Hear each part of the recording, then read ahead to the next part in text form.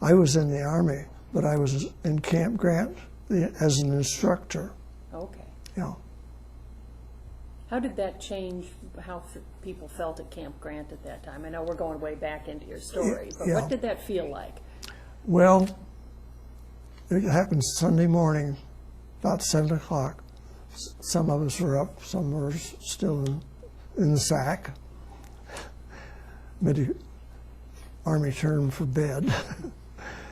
And we didn't know what to do. We called headquarters. I was with some officers living off the post. We called the headquarters, and they said, get in uniform, but don't come down. We'll keep you posted. So we sat there in our clothes, and finally it was pretty obvious that we weren't going to be called out in the middle of the night. But we didn't know what was going to happen. They immediately began to plan to move this whole big bunch of people over the Pacific to get down into the South Pacific. That was a lot of Navy down there, and of course some Air Corps, because they had islands with airstrips. And for our hospital, the patients came in from the Philippines. We were sitting on the equator, and the Philippines are about 600 miles north of there. And the patients were brought to us from north of us. Those that were seriously injured were flown down to our hospital. Those that could be fixed came by a ship that would bring them down. I don't know, it takes several days to come 600 miles, but they travel day and night. And over a period of a little over 15 months, we had thousands of patients, and they come either by boat or air, treated. We had a gymnasium that they could work out and get their muscles back in shape, and when their doctor thought they were ready, why, they would be put on an airplane or a ship that was going back up to the Philippine Islands. Was there ever a time when you felt like you were in danger? You were usually, what, 600 miles away from where the action was? I never had that. We had movies in our area on this big amphitheater every night that there wasn't a show on. And it was said that the Japs that were hiding out in the jungle would come up and sit there and watch the movie. Now, I don't know whether that's a true story or not, but it's possible. There was a Japanese camp, not a camp, but it was a jail, a wire, like out on the farm, a fence. It was 15 feet high, and they had pill boxes with armed guards up there. If they tried to get away, I'm sure they would have shot them. They were quiet.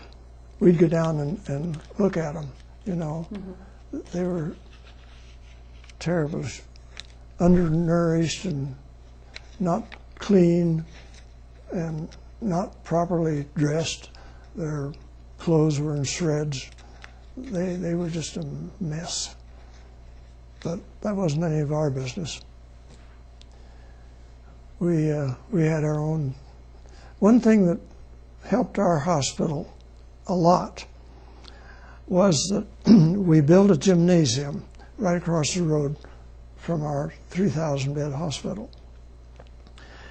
And this was wonderful because I sent a couple of fellows down to Australia to pick up athletic equipment. Footballs, basketballs, baseballs, bats, everything.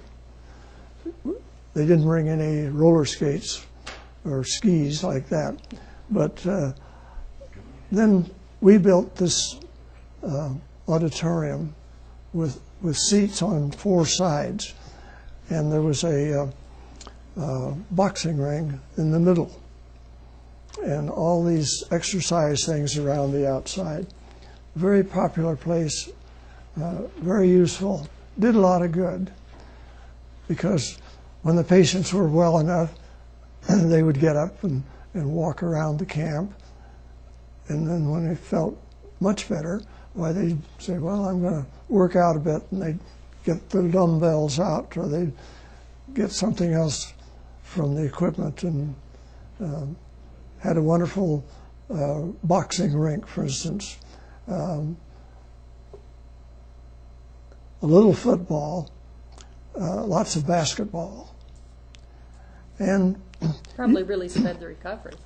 Yes, and you could take a walk in the jungle if you wanted to. We knew what places were safe and what had been abandoned. I know there was a Japanese camp not too far from our hospital, and we'd go down there and see how they had lived, and their tents were different and so forth and so on. So we had, when we had the time off, anybody could requisition a Jeep and go to the lake, or they could go just everywhere they wanted to. And the only thing was you didn't want to get off the track and try to explore things in the jungle. There was a wonderful waterfall that everybody visited, and that was off camp. But you could look back down from this small mountain where the waterfall was, and see the road down there. So sure, you were in the jungle, but it was safe, and there was nearly people all the time there. Just something to get out of camp and something to do. It's interesting. The Red Cross was very good. They had a lot of stuff to pass out to the GIs. Their specialty was ice cream. A big hit is ice cream out in the jungle where the temperature didn't change. It just stayed at 99, you know. You can't tell Monday from Wednesday. You don't know when 4th of July is unless you have somebody tell you. But I will say that we ran through a total of 13,000 patients.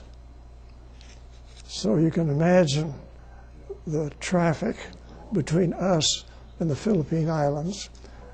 And a few of the other islands would send us stuff too, because we were a general hospital. And that means any surgery you need. And it's a system that begins out here in the battle. There are 2 or 3 corpsmen, medical corpsmen, with each company. And they've had the training that we had given them in Camp Grant. So that's the first place that the accident happens here. The medics are here.